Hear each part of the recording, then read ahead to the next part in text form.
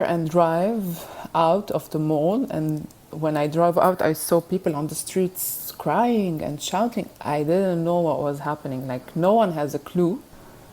And when I got there, it was a disaster. Just seeing the whole scene, people getting there like with no hand, like the eyes are all hurt, babies are hurt. It was crazy. Sayde, the first time you told me this story, I was about to Hello? cry, and I was about to cry the first time you told me what happened to you, because you never think that's gonna happen with someone next to you, So, Exactly. anyways, so how Yeah. was your country like before the explosion? I'm asking you, but I know the situation very well because I have been there a couple of times and you know it. It was indeed an amazing, beautiful country. And Yeah, Beirut is known to be very alive. We have everything. We have the life of a family, of friends. We are very welcoming. We're positive. We're resilient. We're Yes, you are. happy. We're fun. We live. We love to live. We love life. This is us. It has always been like this. Like we work. We go for dinners. We party. It's a non-stop living in Beirut. You welcome Yes. everyone that comes into your Exactly. country. We Yes. love people. We love foreigners. We're a very welcoming country and people. So, but this thing, August 4 destroyed everything. Like, we don't have this happiness of living anymore. We try to do and live, but there's something that is broken. Sayde, maybe it's only because it's missing. Your country is missing you. So I don't think that this happiness is gonna come back. I'm sure It's gonna come back when things will go back to normal. But now, since we have also a very big economic crisis and we don't have stability, so we have no light at the end of the tunnel. We still believe that things are gonna get back to normal one day. Of course, they will, but we don't know when, because Lebanon has never passed by this very difficult situation ever. So it's very hard to recover. It takes time. You know that you are anticipating me again. Because the other question was how was after the explosion, but you go no, Yeah. but it's fine. It's fine. Okay. It's less work for me. I mean, Exactly. I love it. I want to interview you, more often. Say that we have known each other for long. And I can say that you and your husband come from very well-known and privileged families in Lebanon. So the question comes automatically. Why did you decide to move with your husband and kids to Canada? Yes, it's very hard to answer this question. So actually, my husband lived here when he was 15. He moved to Canada. So he lived here for 10 years. So he already have the passport and the kids have the passport. So it was the first easy exit for us. Living now in a place where there's no security and nothing, actually. Like Beirut doesn't give you nothing now. Were you afraid of, I don't know, some situations that could cause, put your family in dangers? I mean, like, every day is a dangerous day in Beirut, We don't know what might happen. Like, so we don't want to live in this uncertain times anymore. So we prefer to come to Canada, live a better life, a more safe, well-surrounded. Like, we have our basic needs here. We have electricity, we have food. It's the basic things that people in Beirut are struggling to have.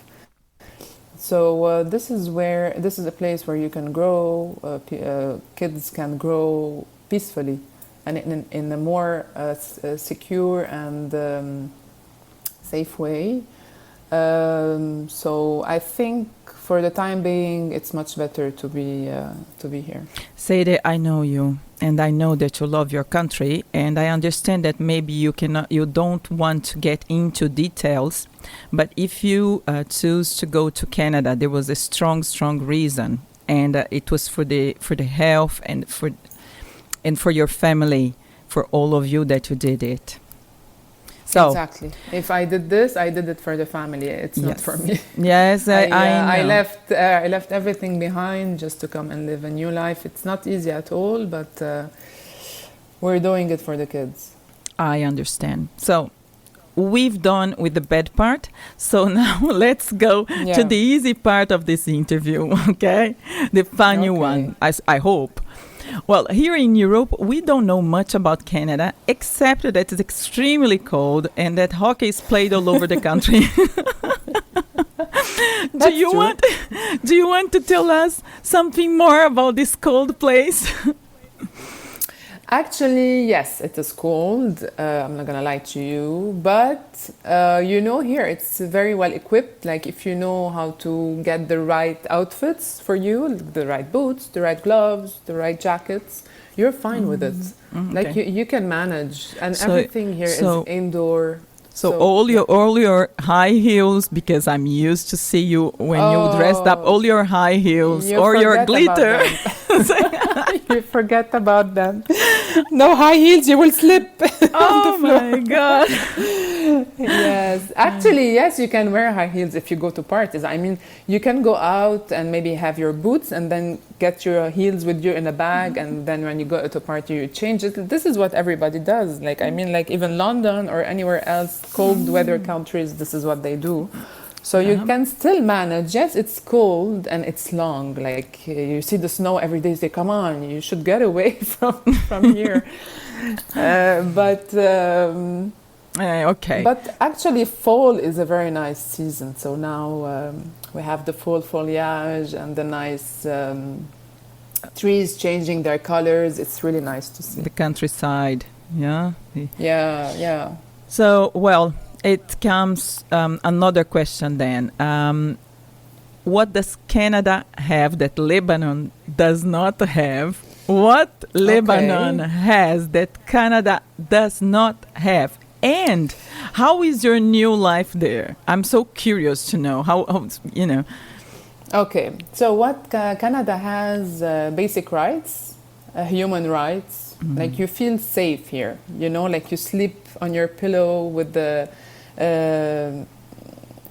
you're good, you're fine. Like I'm settled. Like I feel I don't have any problem that might happen a day, any surprise the next day, So from this side, you feel safe. It's a place to grow, even for the kids. It's another horizon. They have many opportunities. You see the world differently, even maybe for myself. I always lived in Beirut, so for me, you come and meet new faces, new nationalities. It's a nice place to grow, actually, and to mature differently. So Canada is a good place, especially for the kids.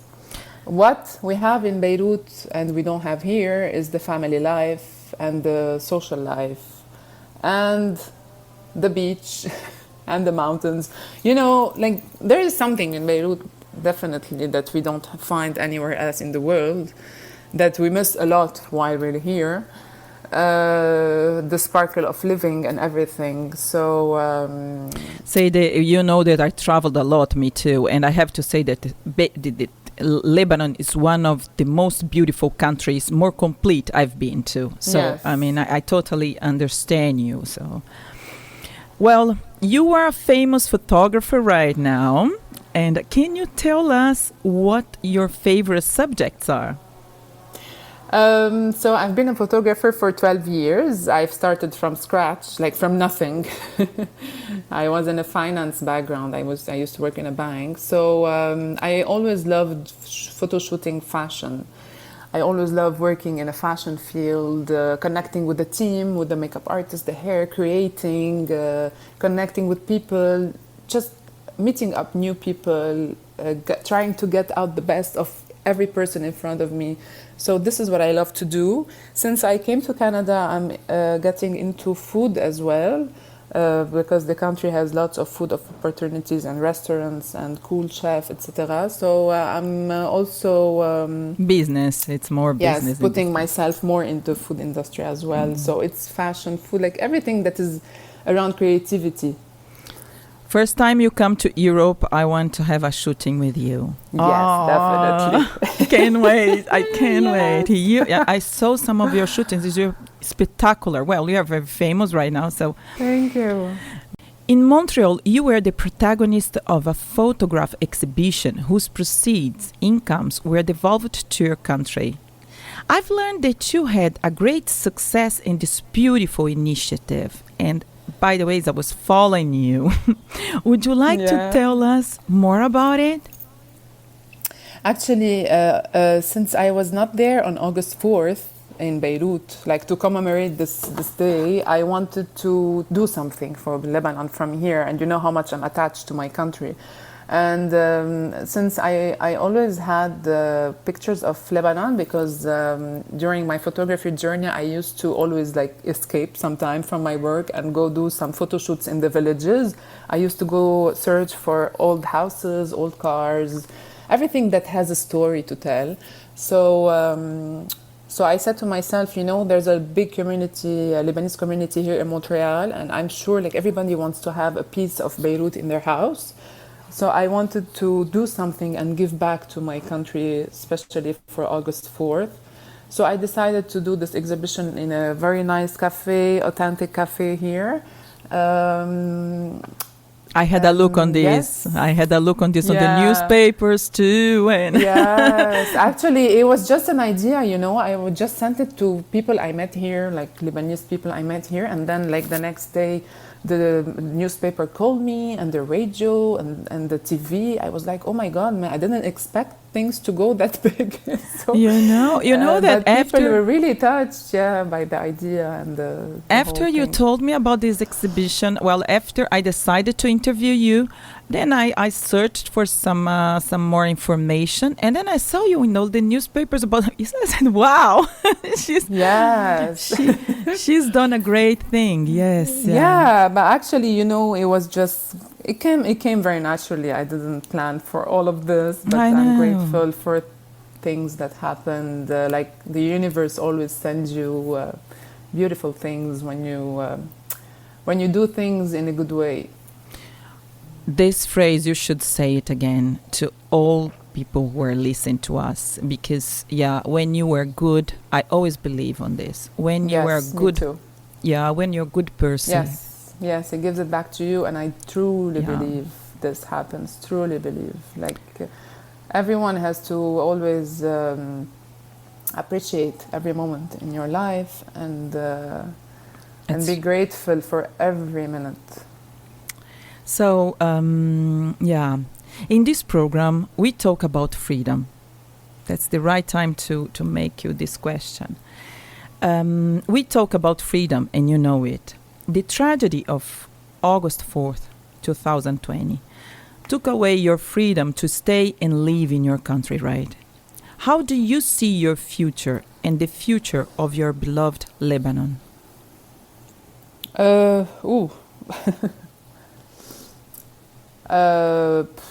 This is a question actually, which is very hard to answer because I don't know. I don't know where things are going. Because it's not predictable. It's not predictable anymore, you know, now because we're having a new government. We had a new government a week ago, but still, like, we still don't believe if things are gonna change or not yet. So yes, we lost our freedom. We don't have freedom anymore. Like, they took away everything from us, you know? Like, you can't move, you can't build again now. It's not the right time. Like, But you found... even if you leave, you're not free, you know? You're Yeah. stuck as well because you can't go back home. It's not safe. So we're not free. No, we lost it. So, first of all, I thank you for sharing with all of us all you were saying and what you passed. in this moment, you know. And I have another question for you that came like this right now. Okay. It's a bit psychological one. Yes. So, ready? Of course.